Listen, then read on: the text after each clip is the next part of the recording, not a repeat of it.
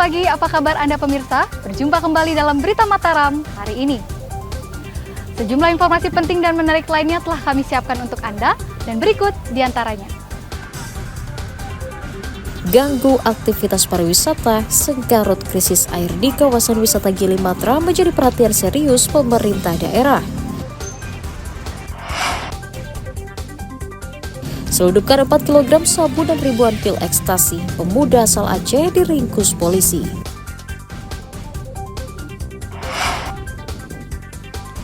Tetap produktif di musim kemarau, petani di Lombok Tengah raup omset puluhan juta rupiah dari budidaya melon golden. Bersama saya Listia Widya, inilah Berita Mataram selengkapnya.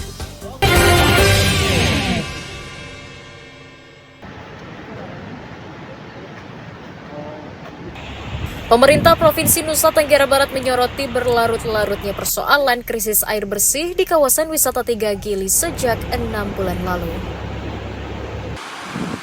Pemda menyayangkan tidak adanya solusi dari para pihak untuk mengatasi krisis air bersih yang mengganggu aktivitas pariwisata.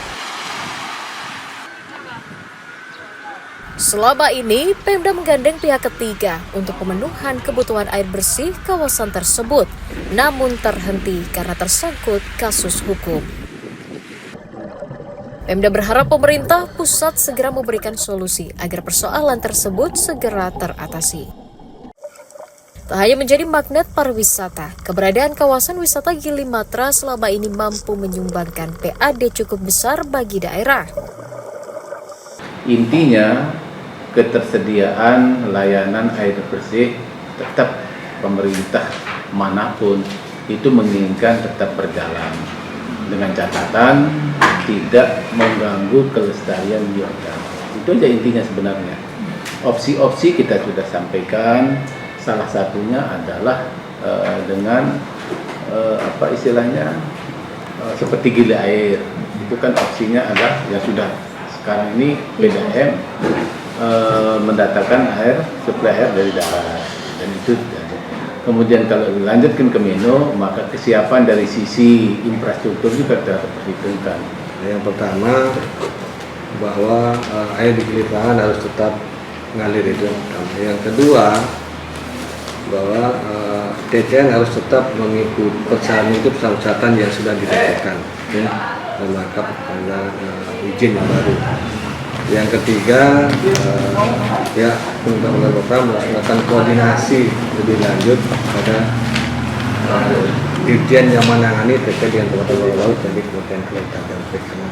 Itu 3 opsi itu yang menjadi hasil kesimpulan kita acara di rapat Forkopimda. Ya. Pemerintah daerah akan menyampaikan persoalan tersebut ke Kementerian Kelautan dan Perikanan untuk membahas keberlanjutan kerjasama dengan pihak ketiga agar penyaluran air bersih normal kembali. Dari Kota Mataram, Emi Kusuma melaporkan. Wawancara kerjanya wartawan.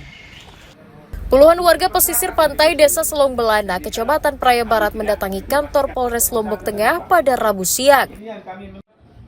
Kehadiran mereka untuk mengadukan nasib dan tuntutan terkait berlarut-larutnya kasus pembangunan sempadan pantai oleh investor. Mereka keberatan karena pembangunan di wilayah sempadan pantai menyebabkan aktivitas warga sekitar terganggu karena sempadan cenderung diprivatisasi oleh para pengusaha. Warga juga terpaksa melapor ke polisi karena aduannya ke pemerintah daerah tidak direspon dengan baik. Polisi diminta mengusut dugaan keterlibatan oknum pejabat Pemda dan instansi yang diduga mendukung penerbitan hak guna bangunan dan sertifikat hak milik kepada investor.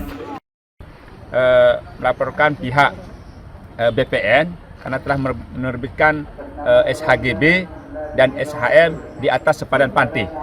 Karena undang-undang telah jelas bahwa tidak boleh sempadan pantai di SHM-kan atas nama pribadi maupun atas nama perusahaan. Yang boleh itu adalah negara yang boleh meng-SHM-kan. Sekarang yang terjadi adalah BPM menerbitkan SHM dan SHGB di dalam sempadan pantai. Itu telah melanggar Undang-Undang Nomor 27 Tahun 2007 dan Undang-Undang Nomor 1 Tahun 2014 serta Peraturan Presiden Nomor 51 Tahun 2016. Warga mendesak kepolisian menegakkan aturan dengan menertibkan seluruh bangunan di sepanjang sempadan pantai agar tidak menimbulkan konflik sosial yang berkepanjangan.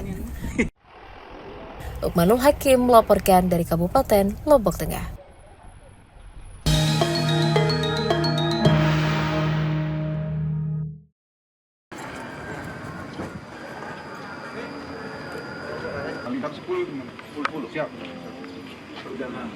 Anggota Kepolisian Resor Kota Mataram menggelar inspeksi mendadak ke gudang penyimpanan logistik Pilkada 2024 di kantor KPU pada Rabu siang. Sidak dilakukan dengan memeriksa kondisi logistik satu persatu, berikut mengecek kondisi bangunan tempat penyimpanan logistik. Tak hanya memeriksa keutuhan logistik, polisi juga menyiagakan puluhan personel untuk menjaga logistik selama 24 jam. Sebanyak 20 anggota kepolisian akan mengawal logistik pilkada di gudang penyimpanan hingga saat distribusi ke TPS. Polisi menjamin keamanan dan kerahasiaan seluruh logistik pilkada serentak. Kami dari Polresta Mataram datang ke sini untuk mengecek ya tentang logistik yang sudah datang, juga mengecek juga tentang kesiapan gudangnya juga. Hal yang perlu kita lihat, yang perlu kita kasih masukan kepada KPU untuk bisa menjaga logistik dengan sebaik-baiknya. Karena kan memang logistik itu yang vital ya, karena masyarakat juga kita harus meyakinkan kepada masyarakat bahwa logistik ini benar-benar terjaga dengan aman. Pengamanan logistik secara fisik ya, kita juga kan antisipasi misalnya banjir segala macam ya, termasuk juga kemungkinan konslet listrik, kemungkinan kebakaran dan lain sebagainya. Ini alhamdulillah ya, terutama dari PLN juga itu sudah melakukan antisipasi. Mereka sudah mengirimkan teknisinya untuk melihat instalasi listrik kita ya, termasuk juga pengamanan. Kalau misalnya mati lampu, itu langsung kita sudah disiapin mobil UPS. Ini ya, mobil UPS dari PLN. Hingga saat ini, KPU Kota Mataram telah menerima logistik berupa ribuan unit kotak suara, bilik suara, surat suara, serta alat tulis berupa ballpoint dan tinta. Dari Kota Mataram, Emi Kusuma melaporkan.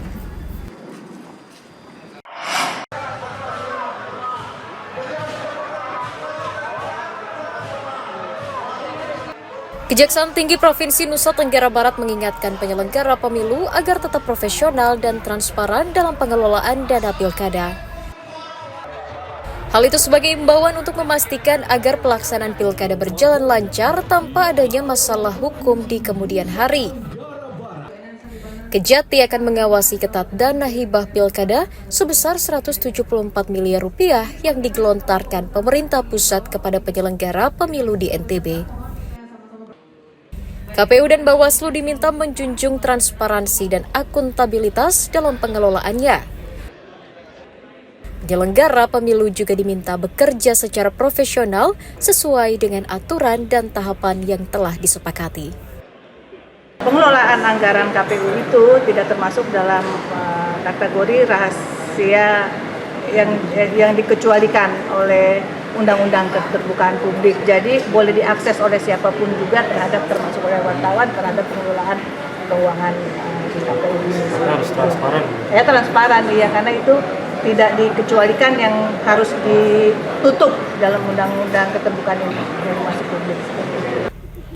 Kejati mengajak masyarakat turut mengawal pengelolaan dan penggunaan dana pilkada dan segera melapor jika menemukan dugaan penyelewengan. Dari Kota Mataram, Emi Kusuma melaporkan.